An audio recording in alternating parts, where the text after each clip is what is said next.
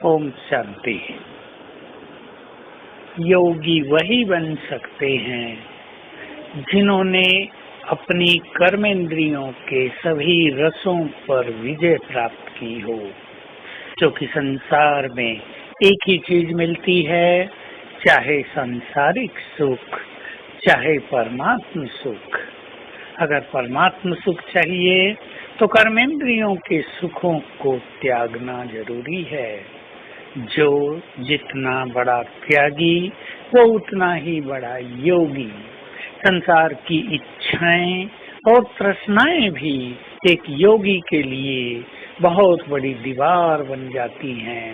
लेकिन वो मनुष्य जो जीते जी मर चुका है, जो बैगर बन चुका है, जिसने ये संकल्प कर दिया है मुझे कुछ नहीं चाहिए, वही सहज योगी बन सकता है, श्रेष्ठ योगी बन सकता है। तो आइए हम कर्मेंद्रियों के रसों से स्वयं को मुक्त करें।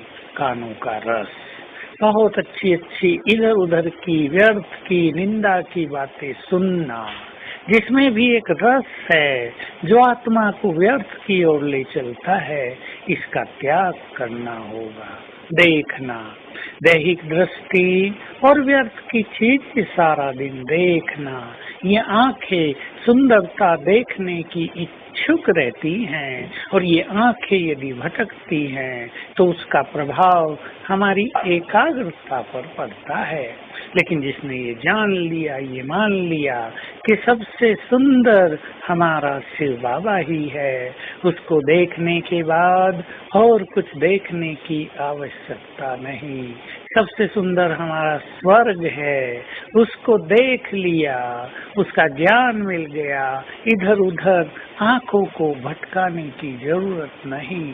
जीव का रस, खान पान का रस भी मनुष्य की बुद्धि को बहुत ही भटका देता है। ये खाऊं, ये त्याग वृत्ति नहीं है। त्याग वृत्ति तो ये है कि भोजन केवल भूख की तृप्ति के लिए हो, बस भूख तृप्त हुई और कुछ इच्छा नहीं।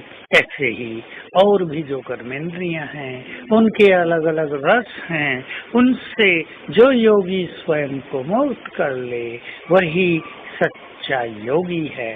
लेकिन जो मनुष्य इन कर्मेंद्रियों के रसों के पीछे बह जाए, जिसने इनका स्वाद एक बार चखने के बाद उसको न छोड़ने का संकल्प कर लिया हो, वो योगी नहीं बन सकता।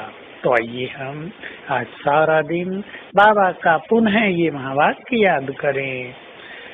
योगी तो सदा मेरे सम्मुख रहता है, जो मुझे बहुत याद करते हैं वो तो मानो मेरे सम्मुख हैं। और ये भी कि जो रोज मुझे 8 घंटा याद करते हैं वो मेरे सबसे अधिक मददगार हैं, क्योंकि वे ही संसार में सुख शांति पवित्रता शक्ति के वाइब्रेशंस फैलाते हैं, जिससे संसार को बदलने में सबसे बड़ी मदद मिलती है।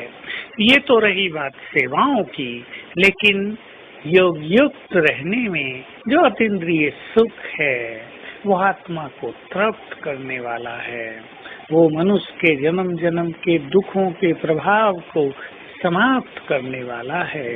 तो याद रखेंगे, देवताओं के साथ भी हम 2 युग तक रहे, मनुष्यों के साथ भी 2 युग तक रहकर हमने देख लिया, अब हम भगवान के साथ रहें।